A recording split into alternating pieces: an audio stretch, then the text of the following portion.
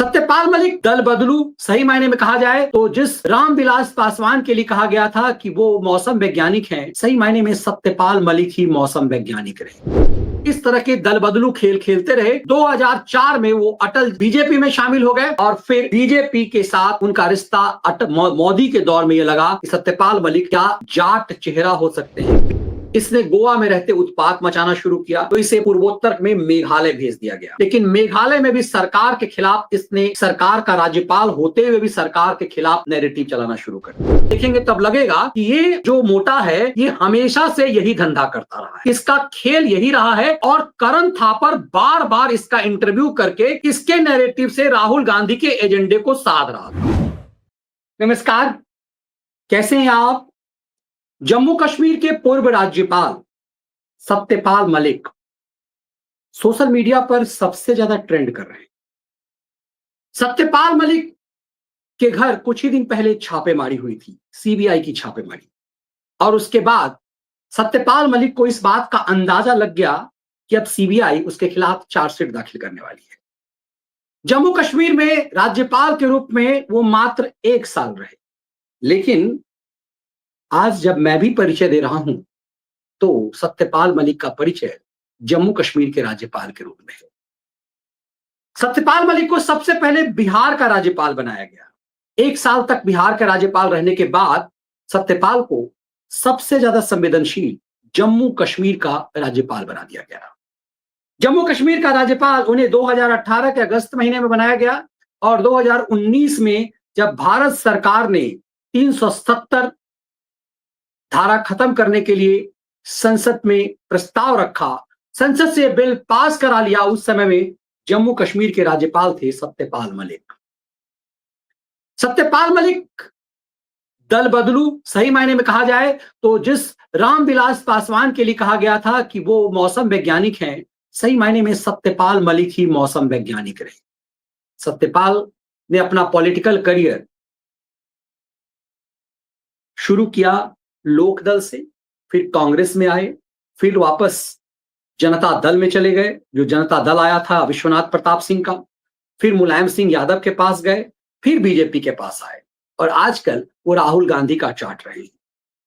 सत्यपाल मलिक सुर्खियों में क्यों है? सत्यपाल मलिक लगातार क्यों प्रवोक करते रहे अमित शाह को कि वो अमित शाह उन्हें गिरफ्तार करके जेल भेज दें? सत्यपाल मलिक को लगा कि वो चूंकि जम्मू कश्मीर के राज्यपाल रहे हैं और वो इतने संवेदनशील जगह पर रहे हैं कि उन्हें गिरफ्तार नहीं किया जा सकता, उनके ऊपर कार्रवाई नहीं की जा सकती। वो मेघालय के राज्यपाल रहते हुए, गोवा के राज्यपाल रहते हुए वो जहर उगलते रहे। लेकिन सरकार ने जब तक 5 साल उनका राज्यपाल के रूप में करियर पूरा नहीं हुआ, उन्हें राज्यपाल की कुर्सी से नहीं हटाया गया। बिहार का राज्यपाल वो 2017 में बने और उसके बाद 5 साल बाद 2022 में जब उनका 5 साल का कार्यकाल खत्म हुआ, तब वो मेघालय के राज्यपाल से उन्हें पदमुक्त किया गया। उसके बाद भी सत्यपाल मलिक रुके नहीं, अंत तो उन्होंने ऐसा कर दिया कि वो पाकिस्तान में लोकप्रिय हो गए। अब सत्यपाल मलिक का एक वीडियो वायरल हुआ। सत्यपाल मलिक ने यह जानकारी दी कि वो राम मनोहर लोहिया अस्पताल में भर्ती है। लोहिया अस्पताल में भर्ती होते उन्होंने जो तस्वीर जारी किया, ऐसा लगा कि वो किसी बीमार की नहीं, किसी डेड बॉडी की तस्वीर है। लेकिन इस डेड बॉडी से अब उनका प्रमोशन हुआ है। राहुल गांधी के वीडियो ट्वीट को रिट्वीट करते हुए सत्यपाल मलिक ने जो लिखा है, ऐसा लग रहा है कि पूरी स्क्रिप्ट सत्यपाल मलिक ने अपनी बीमारी की, अपनी उस तस्वीर की जो बनाई, वो इसलिए ताकि सत्यपाल को लग गया कि अब उनका मोटापा आड़े नहीं आएगा और सत्यपाल मलिक को गिरफ्तार कर लिया जाएगा। दरअसल राहुल गांधी ने कहा कि राम मनोहर लोहिया अस्पताल में जम्मू कश्मीर के पूर्व राज्यपाल सत्यपाल मलिक जी से मिलकर उनका हाल चाल जाना। मैं उनके जल्द स्वस्थ होने की आशा करता हूं। सत्य की इस लड़ाई में मैं उनके साथ हूं। यह सत्यपाल मलिक वही है जिसने राहुल गांधी के बाबूजी की सत्ता उखाड़ने में बड़ी भूमिका निभाई थी। सत्यपाल मलिक उस समय कांग्रेस में था। 1984 में सत्यपाल मलिक कांग्रेस में शामिल हुआ और उसके बाद 1986 में जब विश्वनाथ प्रताप सिंह ने बगावत किया, सत्यपाल मलिक विश्वनाथ प्रताप सिंह के साथ मौका देखकर चौका मारने लगा और राजीव गांधी के खिलाफ बोफोर्स मामले में खूब उत्पात मचाया। उसके बाद विश्वनाथ प्रताप सिंह की सरकार बनी।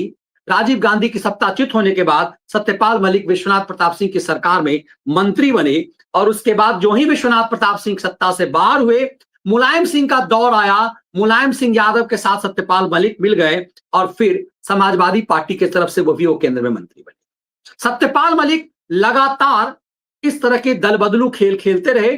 2004 में वो अटल बीजेपी में शामिल हो गए और फिर बीजेपी के साथ उनका रिश्ता मोदी के दौर में यह लगा कि सत्यपाल मलिक क्या जाट चेहरा हो सकते हैं। बीजेपी को एक जाट चेहरा चाहिए था, क्योंकि जाट लगातार बीजेपी विरोधी होता चला गया। तुष्टीकरण की वजह से जाट समाजवादी पार्टी के खेमे में खड़ा रहा, तो इसीलिए एक प्रतीक के रूप में सत्यपाल मलिक को बिहार का राज्यपाल बनाया गया। फिर बाद में इन्हें जम्मू कश्मीर का राज्यपाल बनाया गया। जम्मू कश्मीर के राज्यपाल से हटने के बाद सत्यपाल को, चूंकि जम्मू कश्मीर केंद्र का जो है केंद्र शासित प्रदेश बन गया, तो ऐसे में सत्यपाल मलिक ने ये वीडियो जारी किया अलग अलग ढंग से। देखिए, इसमें वो ठीक ठाक लग रहा है, लेकिन इसके बाद असली तस्वीर सत्यपाल ने ये जारी किया था। ये किसी मरीज की तस्वीर नहीं, ये एक डेड बॉडी की तस्वीर लगती है। सत्यपाल मलिक ने स्वयं अपने ट्विटर हैंडल से यह वीडियो एक पोस्ट जारी करके ये दिखाने की कोशिश की कि अब उसके जीवन की अंतिम घड़ी आ गई है और ऐसे समय में यदि सत्यपाल मलिक को अमित शाह की पुलिस या सीबीआई इसे उठा करके घसीट करके बुलडोजर में टांग करके ले जाती है, क्योंकि 250 किलो के व्यक्ति को सामान्य गाड़ी से ले नहीं जाया जा सकता, इसके लिए अस्पताल में भी स्पेशल ही मुझे लगता है कि बेड की व्यवस्था की गई होगी। ये तस्वीर बताती है यही आदमी जो दूसरे के साथ बात करते हुए सामान्य तस्वीर दिखाई देता है और फिर ये अपने सोशल मीडिया से, ट्विटर से ये ट्वीट करता है राहुल गांधी से लेकर तमाम लोगों के रीट्वीट को। लेकिन पहली तस्वीर सीबीआई के छापेमारी और सीबीआई के चार्जशीट के दाखिल करते ही सत्यपाल मलिक ये तस्वीर जारी करता है। ये तस्वीर दरअसल विक्टिम कार्ड खेलने के लिए है कि यदि सत्यपाल मलिक को सीबीआई अरेस्ट करती है, क्योंकि अब तक इसकी गिरफ्तारी नहीं हुई है, तो गिरफ्तारी तय सी बात है, तो इसलिए ये तस्वीर सत्यपाल मलिक ने जारी किया। मुझे लग रहा था कि इन सब के बावजूद सत्यपाल मलिक की गिरफ्तारी नहीं हो, ऐसा मुझे पूरी तरह से अंदाजा था कि सत्यपाल मलिक की गिरफ्तारी नहीं होगी। अमित शाह सत्यपाल मलिक को गिरफ्तार नहीं करवाएंगे। लेकिन जिस तरह से बीमार होने का बहाना, ये साफ लग गया कि सत्यपाल मलिक बीमार होने का बहाना ढूंढ रहा है।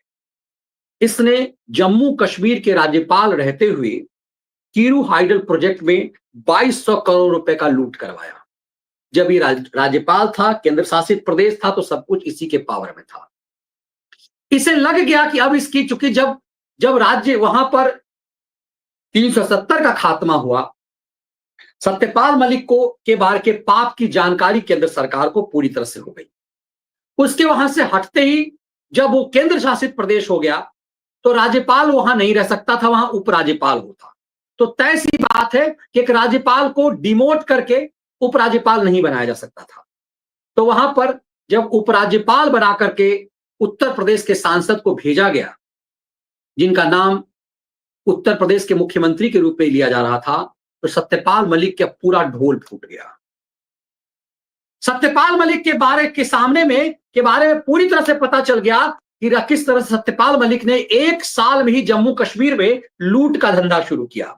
सत्यपाल मलिक ने बेरोजगार युवाओं को रोजगार देने के नाम पर इस कीरू हाइडल प्रोजेक्ट में 2200 करोड़ रुपए की लूट करवाए और यही सत्यपाल मलिक को समझ में आ गया कि अब उसकी तैयारी, उसकी बर्बादी तय है। सत्यपाल मलिक राज्यपाल जो ही बना था तब से लूट शुरू किया और सत्यपाल मलिक को यह लगा कि ये पोल अब उसका खुल जाएगा, अमित शाह इसका ढोल फोड़ देंगे। लेकिन चूंकि जिस समय सत्यपाल मलिक 2019 में वहां से राज्यपाल से हटा, उस समय में जाट मूवमेंट तेज हो गया हुआ था। जाटों को प्रवोक करना, और पश्चिमी उत्तर प्रदेश में जाट एक प्रभावशाली, चूंकि वोट बैंक है यूपी के लिए, तो यदि सत्यपाल मलिक को वहां से संट किया जाता, हटाया जाता, तो सरकार को लगा कि उत्पात मचाएगा। इसकी चोरी पकड़ी जाने के बाद भी, जब इसकी चोरी पकड़ी गई, उसके बाद भी इसे गोवा का राज्यपाल बना दिया गया। इसे लगा कि जम्मू कश्मीर जैसे बड़े राज्य का मैं राज्यपाल था, अब गोवा जैसे छोटे राज्य का राज्यपाल कैसे हो रह सकता हूं। दरअसल सत्यपाल मलिक को गोवा का राज्यपाल इसलिए बनाया गया ताकि एक सेंटिंग पोस्ट के रूप में रहे, ये गवर्नर के रूप में मौज ले, लेकिन गोवा इसे स्वीकार्य नहीं था क्योंकि वहां मोटी कमाई जो इसकी हो रही थी वो बंद हो गई थी। सत्यपाल मलिक को इस बात का अंदाजा नहीं था कि सरकार इसे बचा रही है, क्योंकि यदि इसकी गिरफ्तारी हो जाएगी, इसके ऊपर कार्रवाई होगी, इसकी जांच शुरू हो जाएगी तो मुश्किल में फंस सकता है। लेकिन गोवा जैसे राज्य का राज्यपाल बनना इसे नागवार गुजरा। इसने गोवा में रहते उत्पात मचाना शुरू किया, तो इसे पूर्वोत्तर में मेघालय भेज दिया गया। लेकिन मेघालय में भी सरकार के खिलाफ इसने, सरकार का राज्यपाल होते हुए भी सरकार के खिलाफ नैरेटिव चलाना शुरू कर दिया। तब भी इसका वेट किया गया, इसे राज्यपाल की कुर्सी से हटाया नहीं गया, क्योंकि जाट मूवमेंट और खास करके हरियाणा चुनाव को मद्देनजर देखते हुए, पश्चिमी उत्तर प्रदेश में यूपी चुनाव के मद्देनजर देखते हुए इसे ऐसा लगा कि इसे मौका दिया जाए। लेकिन जब से रामनाथ कोविंद राष्ट्रपति बने, इसे लगा कि इसके क्षेत्र का रामनाथ कोविंद राष्ट्रपति बन गया और इसके जगह ये सही उम्मीदवार था। इसकी ईर्ष्या इसी बात को रही और अपनी सरकार के लिए परेशानी का सबब बन गया। फिर इसने संघ के एक बड़े नेता के ऊपर एक गंभीर आरोप लगाए, लेकिन सत्यपाल मलिक इन सब चीजों के बाद भी बचता रहा, सरकार इसके ऊपर कार्रवाई करने से बचती रही। ऐसा लगा कि धीरे धीरे उम्र के ऐसे ढलान पर सत्यपाल मलिक जाएगा कि इसके खिलाफ कार्रवाई करके सरकार कोई पंगा नहीं लेना चाह रही थी। लेकिन ये प्रोवोक करता जा रहा था, जो सिर्फ सरकार के खिलाफ बातें कर रहा था, वो सत्यपाल मलिक अब भारत के खिलाफ षड्यंत्र करने लगा। राहुल गांधी को सत्यपाल मलिक भाने लगा। लेकिन सत्यपाल मलिक किस कदर, क्या इसका चरित्र था, जरा सा आपको मैं एक बहुत महत्वपूर्ण चीज बताऊं तो आप चौंक जाएंगे। मैंने पीछे बताया, सत्यपाल मलिक ने जब गंद मचाना शुरू किया, तो इस सत्यपाल मलिक के सच को जरा समझिएगा। सत्यपाल मलिक ने को लेकर के एक से एक नैरेटिव गढ़े जाने लगे कि सत्यपाल मलिक क्या क्या खेल कर रहा है। तो आप जरा सा सत्यपाल मलिक को एक महत्वपूर्ण चीज को मैं दिखा रहा हूं।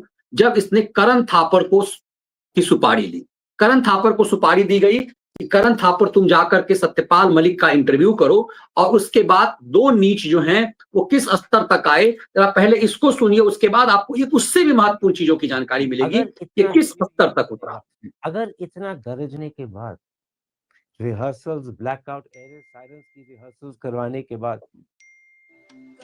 सर मुझे ये बताइएगा, अगर इतना गरजने के बाद, रिहर्सल्स, ब्लैकआउट एरिया, साइरेंस की रिहर्सल्स करवाने के बाद हिंदुस्तान ने कुछ नहीं किया, what will the world think? देखिए, वर्ल्ड में तो अभी आपकी बहुत बेइज्जती हो रही, इवन पाकिस्तानी आप पे हंस रहे हैं कि बताइए साहब, ये हम पे हमला कर रहे थे। एक पाकिस्तानी मिनिस्टर ने तो कल कहा कि मैं आने दो। So in your eyes, Mr. Modi is diminishing India's standing by talking big, making people believe he will act, but failing to do anything. He will. दूसरे एक चीज और है करण साहब, जो इम्पैक्ट जा रहा है इस वक्त, वो ये जा रहा है, हिंदुस्तान की फौजें तो मतलब दुनिया की फर्स्ट क्लास जो 2-3 फोर्स हैं उनमें से एक है, और जो चाहे वो कर सकते हैं, लेकिन इनकी जो कायरता है उससे हमारी फोर्सेस की भी बदनामी होती है। फोर्सेस की भी बदनामी हो रही है। फोर्स के किसी लायक नहीं थे भाई। जब आपने फोर्सेस पे छोड़ दिया, कौन जनरल ये जिम्मेवारी लेगा मैं लड़ाई छेड़ूंगा? बिल्कुल। तो जो मोहित यूसुफ मुझे कह रहे थे वो आप कह रहे हैं कि सही है? बिल्कुल सही है। So at the end of the day, ji, he is building up expectations only to disappoint them. वो उनका तो एक हफ्ता कट गया, इसमें दूसरा हफ्ता दूसरी चीज में कट जाएगा और उसी में सारा टाइम गुजार देंगे, बात खत्म हो जाएगी धीरे धीरे। इनको ये पब्लिक की, देखिए ये इंटरव्यू जो है, ये ऐसा भी नहीं कि इंटरव्यू बहुत पुराना है। ये इंटरव्यू अभी मतलब 10 दिन 12 दिन पुराना इंटरव्यू है, जब ये करण थापर से कह रहा है कि ये सिर्फ कर दिया इन्होंने, बस 1-2-4 कह रहे हैं कि हमने मार दिया, आतंकी अड्डों पर हमला कर दिया, ये कोई हमला पाकिस्तान से नहीं करेंगे। दुनिया भर में भारत की बदनामी हो रही है, भारत को लोग नीचता के नजर से देख रहे हैं। हर चीज इंटरव्यू को आप देखेंगे तो ये पता चल जाएगा। ये कह रहा है कि भाई ये लड़े मरेंगे नहीं, ये कह दिया कि आर्मी को जो करना है करे, मतलब ये निकम्मा आदमी है, आर्मी पर छोड़ दिया, कौन जनरल ऐसा करेगा। लेकिन भारत के जनरल ने दिखा दिया, भारतीय सेना ने दिखाया कि कैसे पाकिस्तान को भारत से ही भेदा गया। और इन चुट्टों की पूरी ऐसी की ऐसी रही। इसके बैठने के देखिए 3-3, 400 किलो का एक मोटा आदमी, और इसकी इस उम्र में भी इसके षड्यंत्र और इसके पाप को देखिए। ये पीछे 10-10 तकिया लगा करके स्पेशल कुर्सी लेकर के, इसे लगता था कि सरकार को स्पेशल कुर्सी, स्पेशल बुलडोजर की जरूरत होगी इसे घसीट कर ले जाने के लिए, इसलिए इसके ऊपर कोई कार्रवाई नहीं होगी। लेकिन इसके सच को मेरे मित्र, चूंकि हर्षवर्धन त्रिपाठी ने इस वीडियो डाला हुआ था, उसको अनुरंजन झा एक वरिष्ठ पत्रकार हैं, मित्रवत हैं। अनुरंजन झा कई जगह पे संपादक भी रहे हुए हैं। अनुरंजन झा बिहार में कई कार्यक्रम इस तरह से कराते रहे अपने गृह जिले में। वो लिखते हैं कि ये शख्स जब बिहार के गवर्नर थे, बहुत बहुत बारीक समझिएगा, ये शख्स जब बिहार के गवर्नर थे, मुझे चंपारण में गांधी पर कार्यक्रम करना था, बतौर चीफ गेस्ट हमने इनको आमंत्रित किया, इन्होंने शर्त रखी आप अपने इवेंट का ठेका डिजाइनिंग मेरे बेटे को दे दीजिए, आपको सरकार से फंड करा दूंगा, मैंने इनको बुलाया ही नहीं, इनकी नीचता के और किस्से हैं। ये एक गंभीर पत्रकार अनुरंजन झा आरोप लगा रहे हैं इस पर, और फैक्ट के साथ है। मुझे लगता है अनुरंजन जी बहुत सारे फैक्ट जो है इस मोटे का दे पाएंगे, और ये बता पाएंगे कि जहां ये रहा वहीं बेईमानी करता रहा, लेकिन अपनी जातिगत एजेंडे की वजह से बचता रहा। अब इस पूरे प्रकरण को यदि आप देखेंगे तब लगेगा कि ये जो मोटा है ये हमेशा से यही धंधा करता रहा है, इसका खेल यही रहा है। और करण थापर बार बार इसका इंटरव्यू करके इसके नैरेटिव से राहुल गांधी के एजेंडे को साध रहा था। आपको साफ लगेगा कैसे करण थापर एक के बाद इसका एक से इंटरव्यू करके राहुल गांधी के एजेंडे को साध रहा था, और ये सरकार को प्रमोट कर रहा था। मेरे से कुछ नहीं कहा था कि इनकी अकल मार रही है या कुछ। उन्होंने कहा तुम अमित शाह से मिलो, मैं अमित शाह से मिला, उसने कहा इसकी अकल मार रखी है लोगों ने, तुम बेफिक्र रहो। ये लगातार बालाकोट, उड़ी, सब पे ये मजाक उड़ा रहा, और यही वजह है कि पाकिस्तान के टेलीविजन चैनलों पर हमने देखा कि इस मोटे को पाकिस्तानी टेलीविजन चैनलों पर दिखाया जाने लगा, और सत्यपाल मलिक के बारे में सच जो है वो देश ये जान करके चौंका कि क्यों, तब ये पता चला कि क्यों ये प्रोवोक कर रहा था। दरअसल सत्यपाल मलिक ये चाह रहा था कि वो भारत के खिलाफ षड्यंत्र करेगा, जब राहुल गांधी के एजेंडे के लिहाज से जब ये काम करेगा तो तब इसके लिए कुछ पॉलिटिकल पार्टी इसके साथ आ जाएंगे। इसी लिहाज से ये धंधा करने लगा कि जब इसे गिरफ्तार किया जाएगा तो कुछ पॉलिटिकल पार्टी साथ आ जाएंगे। अब इस पॉइंट को समझिएगा। दरअसल जम्मू कश्मीर में जो इसने चोरी की, इसको लगा कि जो ही सिन्हा साहब वहां के राज्यपाल बन गए तो पूरा इसके चोरी का फैक्ट सामने आया, क्योंकि इसे अंदाजा नहीं था कितना जल्दी राज्यपाल से हट जाएगा।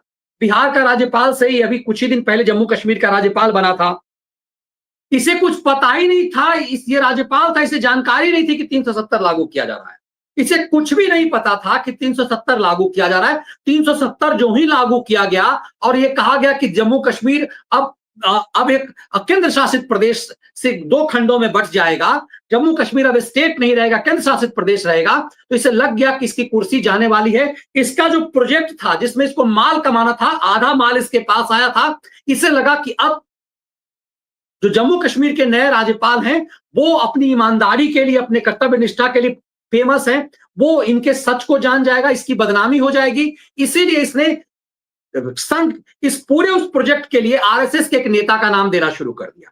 ये अपना नाम बचाने के लिए आरएसएस के एक नेता का नाम देना शुरू किया।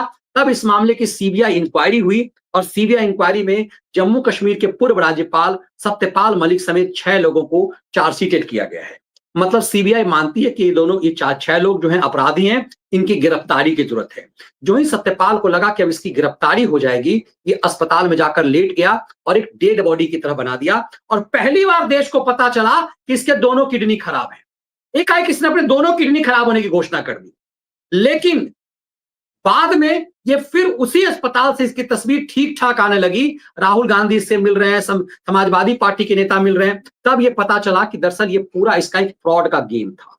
अब इसको समझिए कि मैं लगातार ये इस विषय पे कई लोगों ने मुझे कहा मनीष जी सत्यपाल मोटा मलिक पे विश्लेषण कीजिए। मुझे लगा कि संवेदनशील मुद्दा है, मजाक का सिर्फ मुद्दा नहीं है। ये जम्मू कश्मीर राज्य का राज्यपाल रहा हुआ है। जम्मू कश्मीर में 370 खत्म होने के बाद अभी एक केंद्र शासित प्रदेश है। इसे गोवा भेज दिया गया, भाई चलो राज्यपाल हो, तुम राज्यपाल रहोगे। उसके बाद इसे मेघालय, इसे हमेशा लगा कि जम्मू कश्मीर का राज्यपाल था, इसे किसी बड़े राज्य का राज्यपाल बनाया जाए ताकि ये लूट, गोवा जैसे जगह पे लूट नहीं कर पा रहा था, मेघालय जैसे जगह जगह पर कमाई नहीं कर पा रहा था, और ये कहता है उसके पास मात्र 4 पैजामे हैं।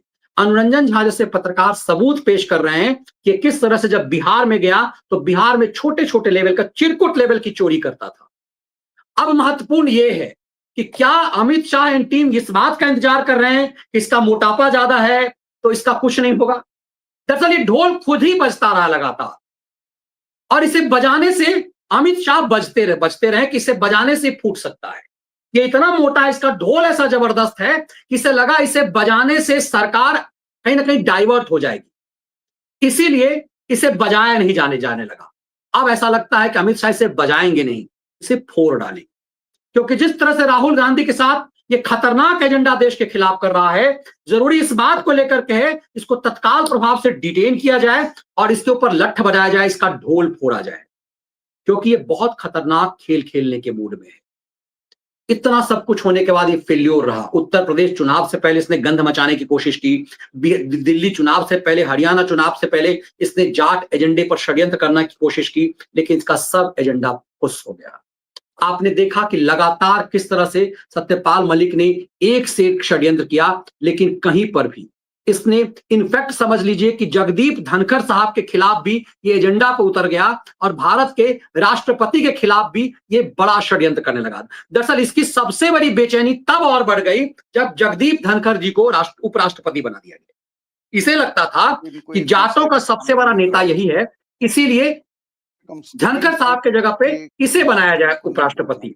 और आप इस वीडियो को हमारे ट्विटर हैंडल पे सुनेंगे तब आपको पता चल जाएगा कि दरअसल ये मोटा, इसकी परेशानी तब और बढ़ गई जब धनखड़ साहब उपराष्ट्रपति बन गए।